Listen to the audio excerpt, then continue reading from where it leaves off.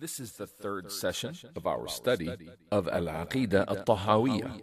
After completing our study of the biography of al-Imam Abu Ja'far al-Tahawi rahimahullah in 2 sessions, this third session introduces to you the author of the most famous explanation of that text, al-Imam Ibn Abil Izz al-Hanafee rahimahullah. May Allah have mercy on him.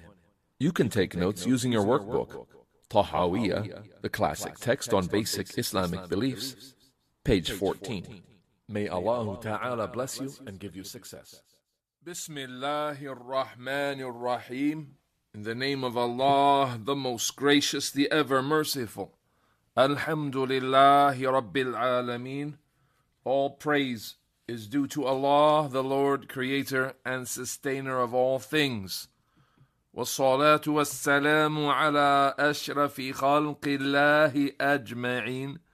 May Allah raise the rank of and grant peace to the chief and very best of the entire creation of Allah in its entirety, Nabiyyina Muhammadin, our Prophet Muhammad, وعلى آله وصحبه أجمعين, and likewise all of his family, followers, and companions. Amma ba'd, as for what follows, then we thank Allah Tabarak wa Ta'ala on this evening preceding the 28th of the month of Dhul Qa'dah, this year 1444, just 2 or 3 days before the entrance of the greatest 10 days of the year, the first 10 days of Dhul Hijjah, days of fasting, days of takbir, days of declaring Allah's greatness, and the day of great fasting, the day of Arafat, the 9th, and then the 10th day, the day of Eid al-Adha, the great sacrifice. May Allah Ta'ala grant us the ability to accomplish a great amount of good in these precious days coming for us. We ask Allah Ta'ala for strength, and we ask Allah Ta'ala for ambition towards what He loves and is pleased with. Dear brothers, in this session, insha'Allah ta'ala, one of our sessions of preparation for our study of al-Tahawiyah, the classic text on basic Islamic creed by the great early Imam Abu Ja'far al-Tahawi, rahimahullah ta'ala, whose biography has proceeded in 2 sessions. In this session, we'll take a biography, a brief biography, comparatively, of al-Imam al-Allama Sadruddin ibn Abil Izz al-Hanafee, rahimahullah ta'ala, the one who died in the year 792 from the great scholars of the Hanafi madhab of the 8th century.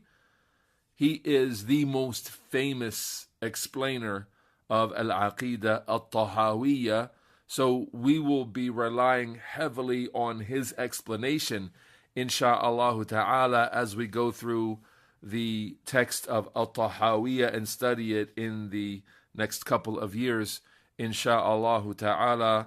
So we need a biography for this great figure, while we'll be referring to other scholars throughout the course, insha'Allah ta'ala, the likes of the great scholar al-Albani, the likes of the great scholar Ibn Baz, the likes of the great scholar Al-Fawzan, Hafidhahullah, may Allah preserve him, wa rahimahum, and may He have mercy on those who have passed.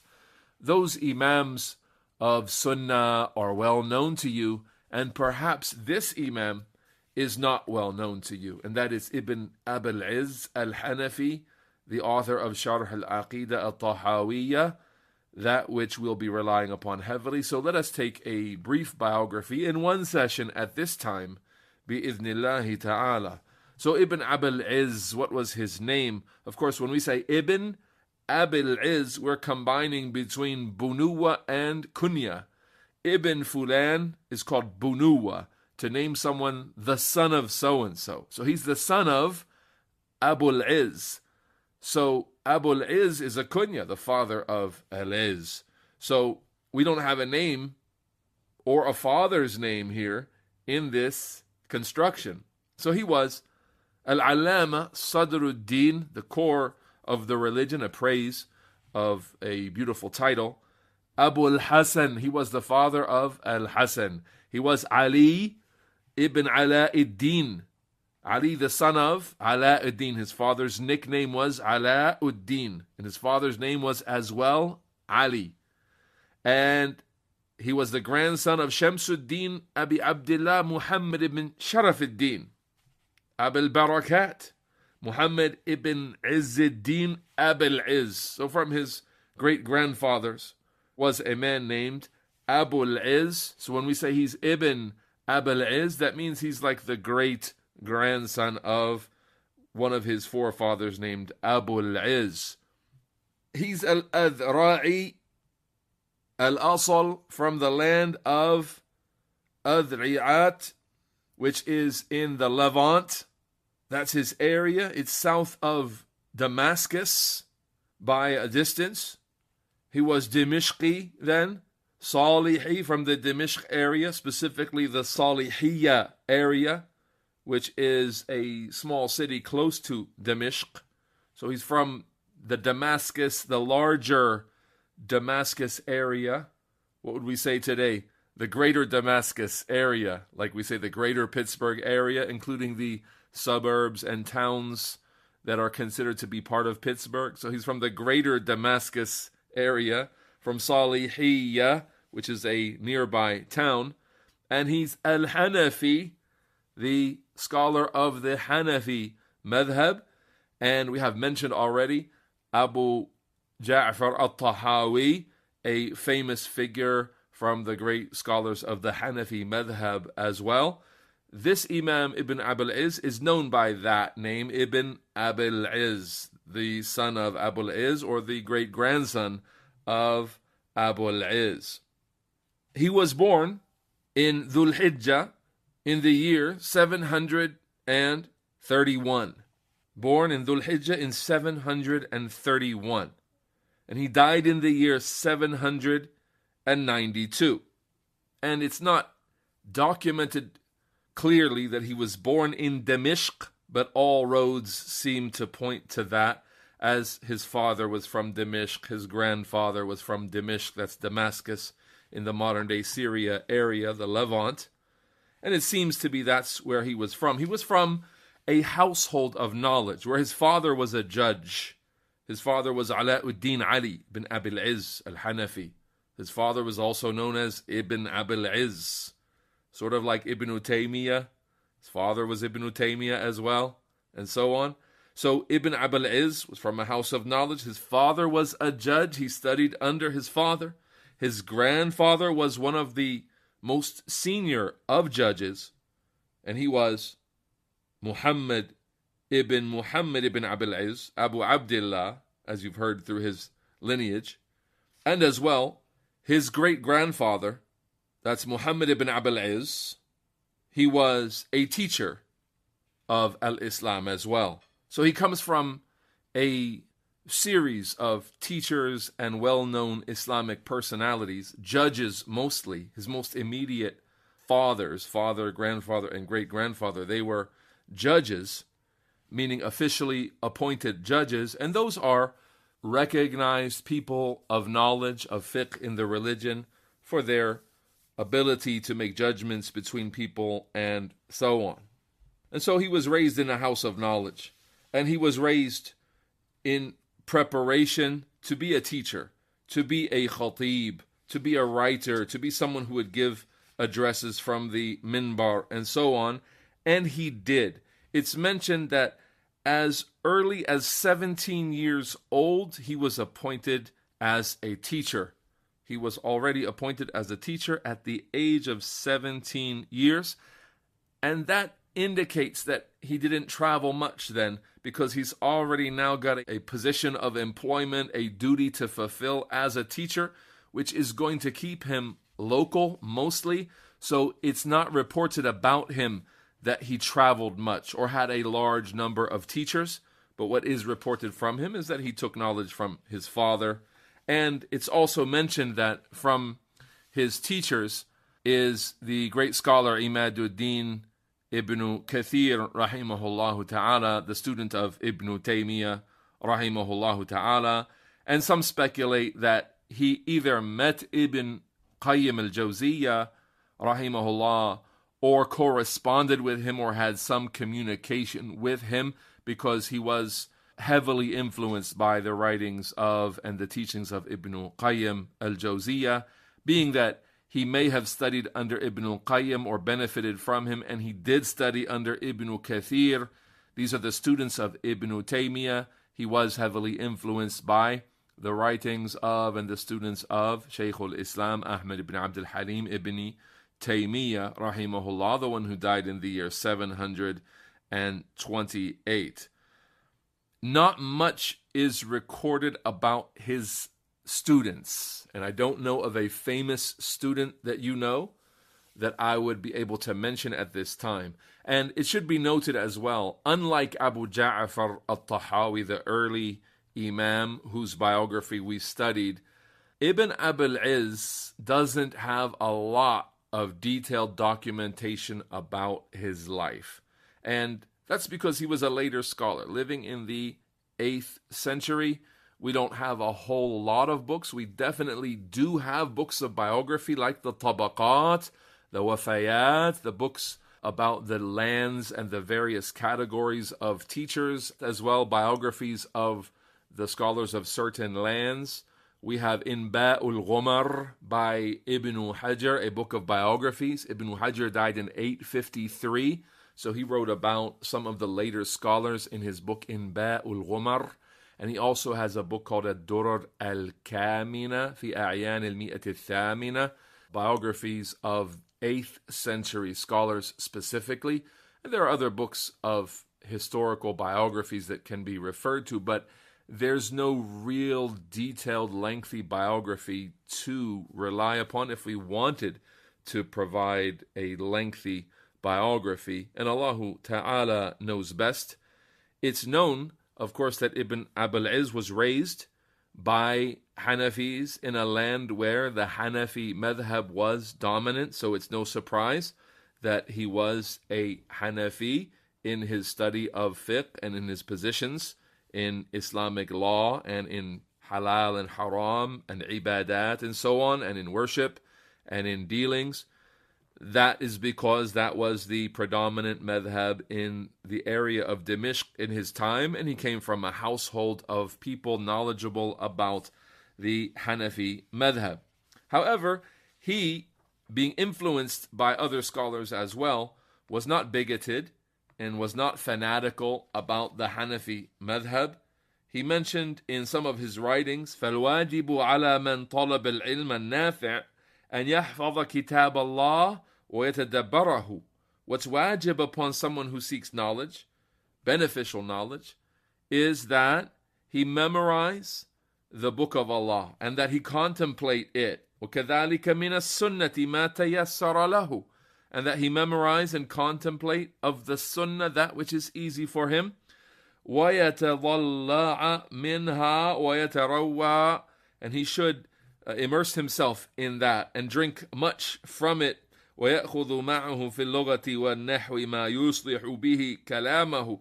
And he takes from sciences of the Arabic language and grammar that which will suffice him to correct his speech, meaning he will speak with good, correct, upright Arabic. And we're tried in the West with people who claim that studying Arabic to become firmly grounded in the Arabic language will lead someone into various kinds of deviation, and we should avoid much detailed study of the Arabic language. And they quote these kinds of statements that we should study enough of the Arabic language to keep our tongues correct and clean and without mistakes, and to be able to understand basic structures of the texts we read.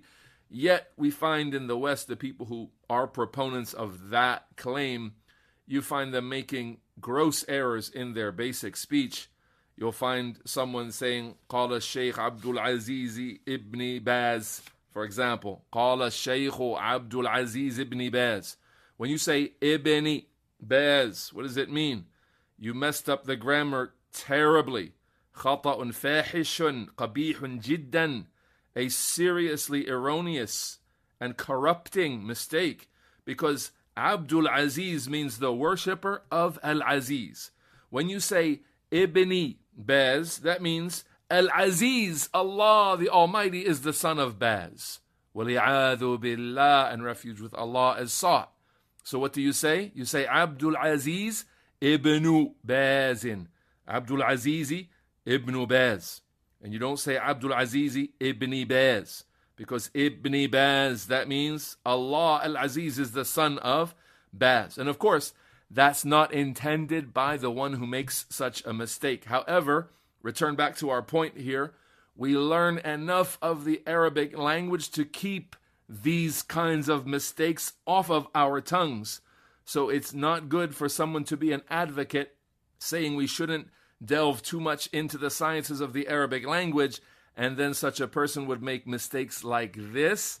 That is something to be avoided because he's not actually accomplishing the content of the quotes he would provide from the scholars who advise us not to delve so much into balagha and haqiqa and majaz and some of the issues of the Arabic language where people do actually get lost into rhetoric and philosophy and things which are not beneficial for one's understanding of the book and the sunnah. However, we are required to rectify our tongues and to learn enough of the language that we can clearly understand who's the fa'il, who's the maf'ul in a sentence, who's the subject, who's the object, what's happening in that sentence, what's the basic structure referring to, who do the pronouns refer to, and so on, to understand and to speak as well, and to write as well with good writing, with correct grammar. That's what's essential. So when he says, مَا يُصْلِحُ بِهِ كَلَامَهُ, enough Arabic and grammar that he would be able to rectify his speech, وَيَسْتَعِينُ بِهِ عَلَى فَهْمِ الْكِتَابِ وَالسُّنَّةِ, and he could seek help from that. He could seek assistance in that knowledge of the Arabic language, in understanding the book and the sunnah, وَكَلَامِ السَّلَفِ الصَّالِحِ فِي مَعَانِيهَا, and in understanding the words of the righteous predecessors in their meanings, in the correctly intended meanings that they expressed. ثم ينظر في كلام عامة العلماء الصحابة ثم من بعدهم ما تيسر له من ذلك. And then a person should study, he should look into the speech of the scholars in general, among the companions, and then those after them, from whatever of that is easy for him to do, من غير تخصيص, without specifying that you must, for example, know all of the opinions of Ibn Abbas, or Ali, or Abu Bakr, or anyone specifically, but look into the generality of the statements of the scholars of the Sahaba in various issues. And to accomplish that today, one could read up in the chapters of the Musannaf of Ibn Abi Shayba, the Musannaf of Abdur Razak, the Muwatta of Malik, the Muhalla of Ibn Hazm, and similar books that are heavy in the narrations of the Sahaba on fiqh topics. فَمَا اجْتَمَعُوا عَلَيْهِ لَا يَتَعَدَّاهُ. So whatever they agreed upon, whatever there's consensus over from amongst that, meaning the statements of the companions and the early tabi'een, or those who came after them, the early imams of knowledge, then whatever they agreed upon, he doesn't go beyond that. He sticks to that. وَمَا اخْتَلَفُوا فِيهِ نَظَرَ فِي أَدِلَّتِهِمْ مِنْ غَيْرِ هَوَى وَلَا عَصَبِيَّةٍ. And whatever they differed about, when he finds the companions and the tabi'un differing about an issue, then he looks into that critically. He investigates that critically, without desires or without bigoted partisanship. ثُمَّ بَعْدَ ذَلِكَ مَنْ يَهْدِ اللَّهُ فَهُوَ الْمُهْتَدِي. Whoever Allah guides, he is the one upon guidance. وَمَنْ يُضْلِلْ فَلَنْ تَجِدَ لَهُ وَلِيًّا مُرْشِدًا. And whomever he leads astray, you will not find anyone to guide him that would lead him aright after that. And so this is how al-Imam ibn Abil Izz spoke about following the book and the sunnah and looking at the statements of the Salaf, sticking to what they united upon and following that which is correct in what they differed over. You don't see him saying he must take the position of Abu Hanifa an-Nu'man rahimahullah or any other specific scholar. But he says, look into those evidences and follow what is correct when you find them differing in those kinds of matters, in issues of differing find what is correct and follow that bi'idhnillahi ta'ala. Al-Allama ibn Abil Izz al-Hanafee rahimahullah ta'ala, as mentioned, from the age of 17 years old, he held positions in teaching. And to be more specific, he taught in a school called Qaymaziyya. From the year 748, he began teaching. From the year 748. He was born in what year? 731. And then in the year 748, he began teaching in Qaymaziyya. Qaymaziyya is a Hanafi school. A Hanafi school, and it was east of the Damascus area. In the eastern Damascus area, or east of that. And today there's a masjid there that stands in its place, and it may be from the same structure or upon the same foundations of that school, called what? Qaymaziyya. He began in the year 748, and he was a long-time teacher, subhanAllah. Out of all of the things that are mentioned in his biography, the thing that is most consistent about his work is that he was a consistent long-time teacher in schools. In the year 777, so we're talking almost 30 years later, he took another position of teaching in al-Rukniyya school. Al-Rukniyya school is another Hanafi school, which is in the Damascus area as well. And then in the year 784, 7 years later, he took a position teaching in the Izziyya Barraniyya school. Izziyya Barraniyya school. And that is outside of Damascus to the southern side. He took a position there teaching. And he taught there, and he taught as well in a school called al-Jawhariyya, as well, another Hanafi school. And he had other positions of teaching. It's also worthy to mention that he was a khatib. He gave the Friday khutbah at times. It's not documented how regular he was at that, but what is documented about him is that when he was released from house arrest in the year 791, that he returned to giving khutbahs, giving Friday sermons at that time, and that indicates that he used to do that before he was prevented and so on. And we'll get into what exactly was his trial that barred him from teaching and got him under house arrest and so on. And just before we go there, I'll mention to you a few of his works. He wasn't known for many works, many written works. However, his written works, obviously like his explanation of al-Tahawiyya, has stood the test of time, and Allah Ta'ala has blessed it to be something relied upon by the scholars and the students of knowledge for centuries after he wrote it. And so that's the first and most obvious writing that he has, that he is most known by. He also wrote a book called At-Tanbih ala Mushkilat al-Hidayah in Hanafi fiqh. He also wrote a small risala called Al-Ittiba, following, and I've read to you from that with that earlier quote, just so you know. And not much else has been mentioned about his other writings. He, of course, faced persecution, harm, and opposition because of his lack of bigotry for his madhab, his inquisitive or investigative critical approach to knowledge. He was not from those who would follow along with whatever the scholars of his time were preaching, teaching, or believing in. He challenged things, a number of issues. He challenged them, being influenced by the writings of great Salafi scholars like Ibn Taymiyyah, Ibn Kathir, Ibn al-Qayyim, and others. So he began to challenge the scholars in his area on certain issues. And from those issues that he challenged them on was the issue of al-Ismah, of being protected from error, meaning prophets being protected from error.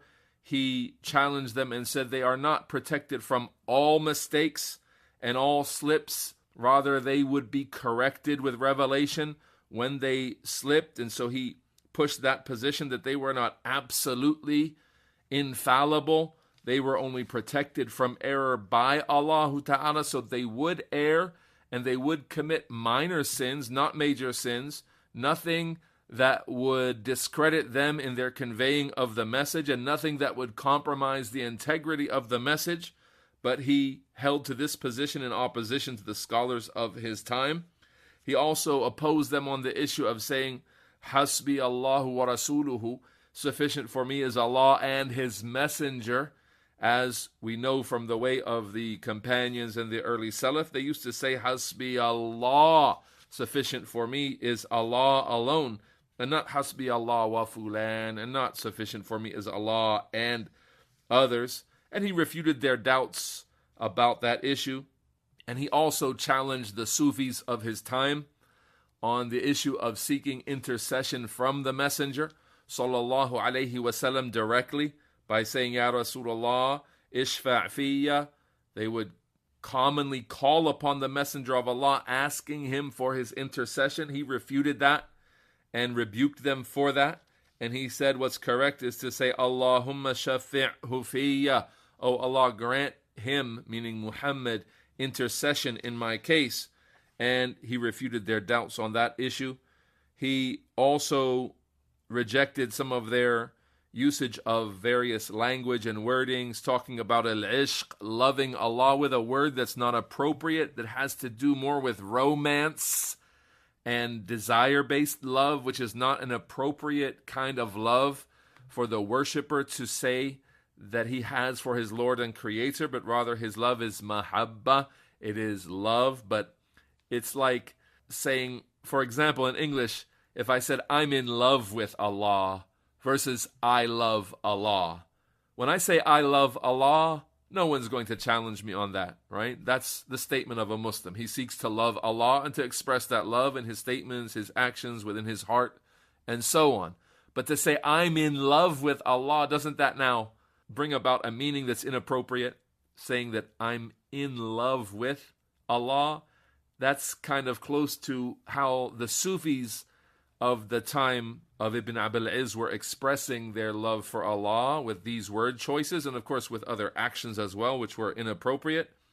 They would also swear by other than Allah, believing that to be permissible, and Ibn Abil Izz opposed them on that. So these issues became serious issues of contention, and it disturbed many of the scholars of his time who would complain about him to the rulers, and they did so until they got him on house arrest at least, and he may have been jailed, but he was at least on house arrest for a number of years until the year 791, as mentioned to you, only 1 year before his death, when he returned to giving khutbahs and the likes, and being put to trial, being oppressed because of the correct statements in the religion and upholding the correct creed and refuting the errors and the mistakes of the people of one's time is the sabil, it is the way of the Imams of the Salaf.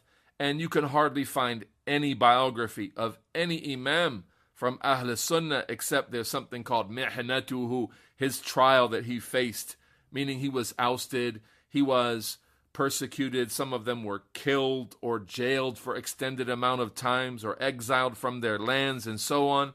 The greatest of the Imams faced these kinds of serious trials of jail time and being exiled and even being hunted and killed and so on. So this is nothing new. You know that Ibn Kathir faced some of that, Ibn Rajab al-Hanbali faced some of that. The scholars of his time had all faced a lot of persecution. Even al-Mardawi from the Hanbali scholars had faced issues, and a lot of it was because of people's relationship with or they're benefiting from Shaykh al-Islam Ibn Taymiyyah. He left that much of a mark on his time that the people who held to his teachings and refuted the falsehood that he refuted and kept his teachings alive, they would be targeted as Ibn Taymiyyah himself was targeted, jailed, persecuted, oppressed, and harmed in his lifetime, discredited and made to seem that he was the one in opposition to the good academic culture of the scholars of his time. and it is but a trial from Allah Tabarak wa Ta'ala for His worshippers, for the best of them, the scholars, that they face these kinds of trial. And we ask Allah Ta'ala to bless and reward our scholars for the struggles that they have gone through, and to allow us to appreciate some of that. And if we are faced with some of that, then we are granted from Him Tabarak wa Ta'ala some of the patience that He granted those great mountains of knowledge. In the month of Dhul Qi'dah of the year 792, the great Imam Sadruddin Ali ibn Abi Ja'far ibn Abil Izz passed away. May Allah Ta'ala have mercy on him. He died in the year 792. That's very important for us to know the date of his death. And Allah Ta'ala knows best. I'll mention to you a few sources for the biography of the Imam Ibn Abil Izz, and then we'll close our session for this evening. Tariq Ibn Qadi Shahba, the book of historical reports by Ibn Qadi Shahba, and he died in the year 851. There's Inba'ul Ghumar, that is by Ibn Hajar, as mentioned, who died in the year 852. There's also a biography by Ibn al-Imad in Shadarat al-Dhahab, where he follows a mistake. He actually doesn't notice the error of a mistake made by Ibn Hajar in naming Ibn Abil Izz, because Ibn Hajar named him Muhammad, claiming that his first name was Muhammad, and what's correct is that his first name was Ali. Ibn Abil Izz's first name was Ali and not Muhammad, but it seems that Ibn al-Imad took that mistake from Ibn Hajar and also put it in his book. You have Wajizul Kalam, which is an addition to Al-Dhahabi's book, Duwal al-Islam, the Empires of Islam, which is a book of historical biographies, and that was by As-Sakhawi. The add-on or the addition or the appendix added on was by As-Sakhawi, who died in 902. And you have Kashf al-Dhunun and later works like Shadarat al-Dhahab, as mentioned, which offer biographies. Again, these biographies are limited and not as expansive as the biographies that we read from for Abu Ja'far al-Tahawi, rahimahullah ta'ala. This is what Allah ta'ala has made easy for us in preparation of our study of al-Aqidah al-Tahawiyya. This is the biography of Ibn Abil Izz al-Hanafi. And what remains for us is a single session, insha'Allah ta'ala, in our classes in preparation for the study of the text. And then after that last introductory session, we'll get into the text of the book, insha'Allah ta'ala. And that last preparatory session will be about the Hanafi madhab, the scholars of the Hanafi madhab, and some of the distinctions of that madhab, some of the claims about the madhab, and some of the points of contention that the scholars of that madhab, the Imam specifically, rahimahullah, and those who came after him, held to.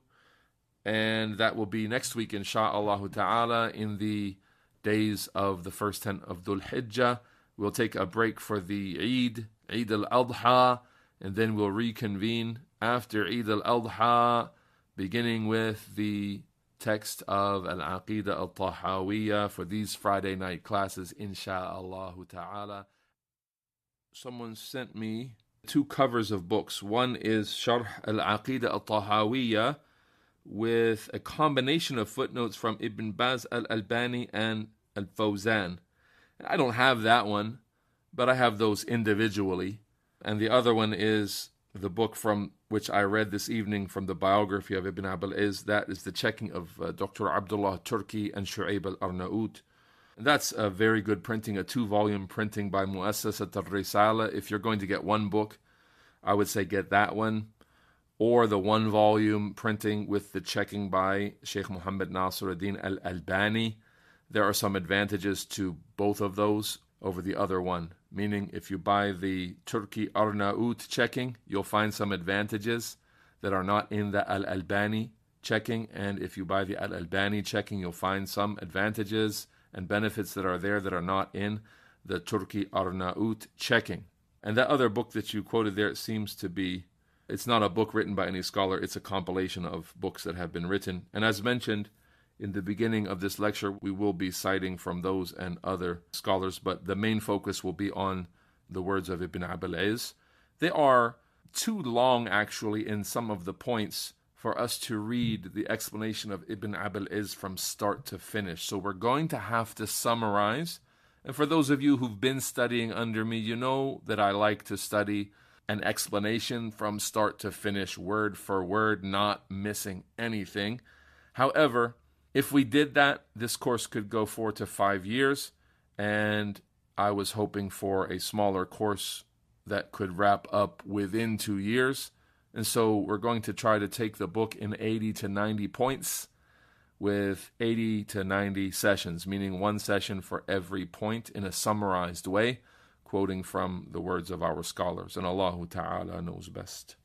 And you still have 3 weeks before we would start the study of the text, so it's a good amount of time for you to order the explanation of Ibn Abil Izz with the checking of At-Turki and Al-Arnaut, or the other checking by Al-Albani. Either of those would be a good resource to have. You will have the workbook available, which has the text, manuscript, and other resources that will help you in your study of At-Tahawiyya, as we had for Al-Wasitiyya, a similar workbook. With that, dear brothers, may Allah Ta'ala bless you. This is what Allah Ta'ala has made easy for us this evening, asking Allah Ta'ala to have mercy on Ibn Abil Izz, Abu Ja'far al-Tahawi, Abu Hanifa al-Nu'man, and the scholars of al-Islam. May Allah Ta'ala raise their ranks and grant them safety and security the day that we return to Him, and may Allah pardon them and us. May Allah forgive us and them and all of the believing men and women. Subhanak Allahumma wa bihamdik. أشهد أن لا إله إلا أنت أستغفرك وأتوب إليك وصلي اللهم وسلم وبارك على نبينا محمد والسلام عليكم.